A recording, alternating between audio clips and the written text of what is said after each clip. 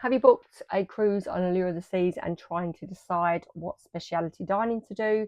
I'm going to share with you the 3 restaurants, well, the 4 restaurants that we did as specialty dining venues on Allure of the Seas, and some of the other favourites across the Royal Caribbean fleet that we've tried before, and hopefully that will help you with your decisions.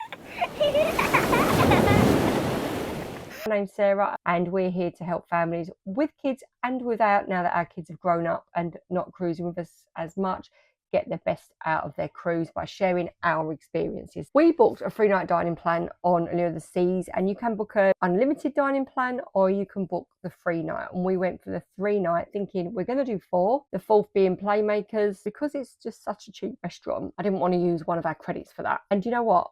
I'm not a sports bar fan, but I really love it too because it's not in your face sports. Plus they have games, they've got Jenga and you've got Connect 4. So it's one of those places you can just go, chill, have a relaxed night. You don't have to get too dressed up. So we just wear something a bit more casual and really enjoy an evening in there. So that's our first specialty dining. And as I say, we don't count that as part of our package.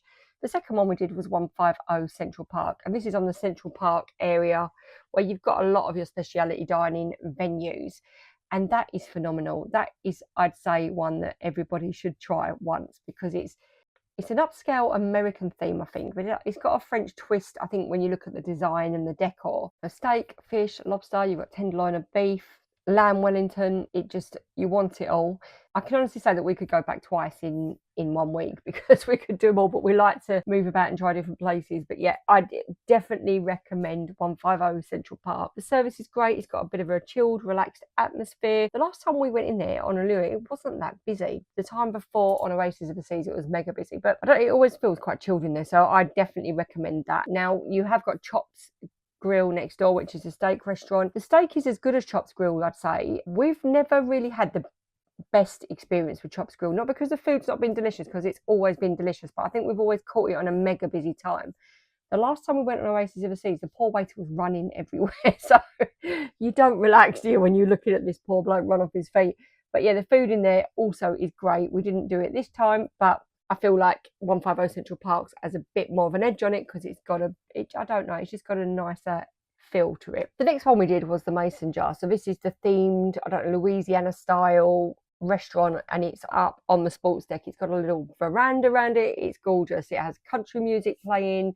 They do bourbon cocktails. Try out the maple bacon syrup. I didn't think I was a bourbon fan, but it was delicious. It's a different type of restaurant in there because it's set so that you feel like you're in your grandma's dining room almost. So that's the only way I can describe it. Everything's like real southern hospitality.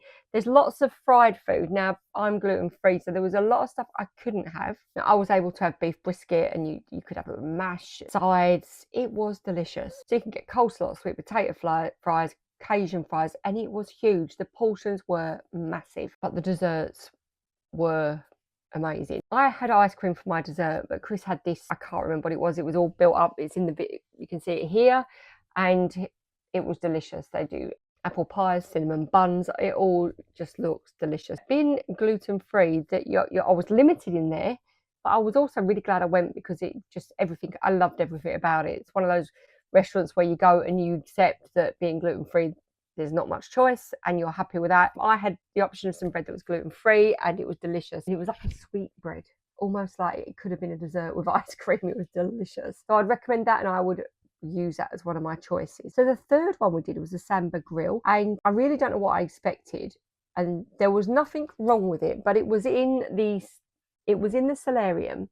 It was, yeah, they didn't have tablecloths, they didn't have cushions on the seats, and when we went up, it was throwing it down with rain. It was really unlucky with the weather. I think if it had been a nice day, it wouldn't have put such a dampener on it because we had to fight through the rain, even because it was coming through the solarium open bit, and it was freezing. And I did ask for a blanket and didn't get one, but there was nothing wrong with any of the food. You go in and it's a buffet, so you get your starter for buffet, you get all your sides for buffet, so it's self-service. It just felt like it, I don't know, I don't think it was worth using one of my specialty things for it. And you're going up and serving yourself, and then they were coming round and with meat skewers and giving you different types of meat, but it came at intervals. It just didn't feel like it flowed for me. I wouldn't do it again. The food was good, The service was good. All the staff was super lovely, so nobody did anything wrong. I just don't think it's for me. Like, I would never in a million years go for dinner in the buffet restaurant. Yeah, but the meat was good. It was a very, like, if you want loads and loads of meat, it was fine. You could go up and get salads from the salad bar. They had beautiful little dessert. The food was nice. It just wasn't me. But if you like that sort of thing, then it's definitely worth having a go. So other options you've got Izumi, hibachi, and sushi. So we've done the Izumi hibachi on the other ships several times, but I think you pay $15 a head extra on top of your dining package, but it's worth every penny. And what we did was, when we did it, there was three of us. So one of us had the shrimps, one of us had the scallops, and one of us had the steak, and we shuffled it all between us, so we was sharing it out because there's so much food. It's a dinner show because they're cooking around you, and I mean, I don't know if you haven't done it, make sure you do it if you like Japanese Chinese food. And they make the rice, they're cooking the shrimps, the scallops are perfectly cooked, and the steak, it was just delicious. I would definitely do it. It is absolutely brilliant, and that is one I wish I'd have done on this cruise, and I regretted not doing that. And that leaves you with Giovanni's Table. Now, Giovanni's Table is an Italian, but it also does steak, does lots of pasta and pizza dishes. So if you're a pasta and pizza fan, it's brilliant. My family love it, but being gluten-free, again, limited options. But the steak, I prefer the steak in Giovanni's than Chops. As I say, Chops has always been fine. I think there are other restaurants that are better. So after that, you've got Vintages and Johnny Rockets. Now, we haven't been to Johnny Rockets for a meal for a long time, because if there's a Playmakers, we're always going to choose Playmakers. I just think because it's more of a bar atmosphere, you can get a glass of wine rather than a milkshake. Our kids are older now, so we do radiate towards there. But Johnny Rockets is great for breakfast. If you're going for breakfast, it's free at breakfast time, so it's worth going. People queue up for it. I had a gluten-free bacon sandwich. Somebody had commented on our TikTok and said that they also do gluten-free pancakes. So next time I go, I'm going to try those. But Johnny Rockets is always a great atmosphere. And then Vintage's Wine Bar, again, I wouldn't use a dining credit on it. I'd pay.